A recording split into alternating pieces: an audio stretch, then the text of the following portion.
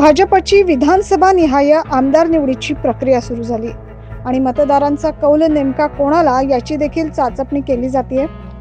आगामी विधानसभा निवडणुकीसाठी सर्वच राजकीय पक्ष तयारीला लागलेत। सर्व विधानसभा मतदारसंघाचा प्रत्येक राजकीय पक्ष आढावा घेत आहे। त्यानुसार पक्षाकडून निवडणूक लढण्यास इच्छुक असलेल्या मतदारसंघ निहाय चाचपणी करण्यात येते।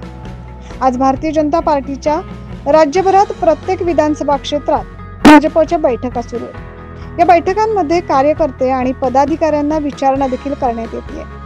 आज नाशिक पूर्व मध्ये भाजप महिला प्रदेशाध्यक्ष चित्रा वाघ यांच्या उपस्थितीत नाशिक पूर्व विधानसभा क्षेत्रात निरीक्षक म्हणून त्यांनी भाजपचे पदाधिकारी आणि कार्यकर्ते यांचं आज मतदान घेतलं। याबाबत चित्रा वाघ यांनी अधिक माहिती दिली आहे।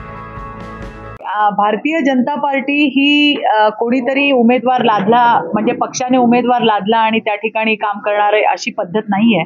या ठिकाणी कार्यकर्त्यांची पदाधिकाऱ्यांचं काय म्हणणं आहे ते ऐकून घेणं ही पक्षाची पद्धत आहे आणि त्या अनुसार आज मी नाशिक पूर्व विधानसभेमध्ये आली आहे आणि इथे तुम्ही पाहताय की आमचे सगळे पदाधिकारी प्रत्येकाला जे वाटतं कुणाला द्यावं काय द्यावं याच्या बाबतची प्रत्येकाने आपली आपली भूमिका बंद लिफाफ्यामध्ये ही त्या ठिकाणी दिली आहे आणि आमचं काम आहे की हा बंद लिफाफा नाशिक पूर्वचा हा घेऊन मी उद्या प्रदेशाध्यक्षांकडे देणार आहे। राज्यात सर्वत्र विधानसभा निवडणुकीचे वारे वाहू लागले, त्यामुळे आता सर्वच राजकीय पक्षांमधील कार्यकर्त्यांनी कंबर कसली आहे।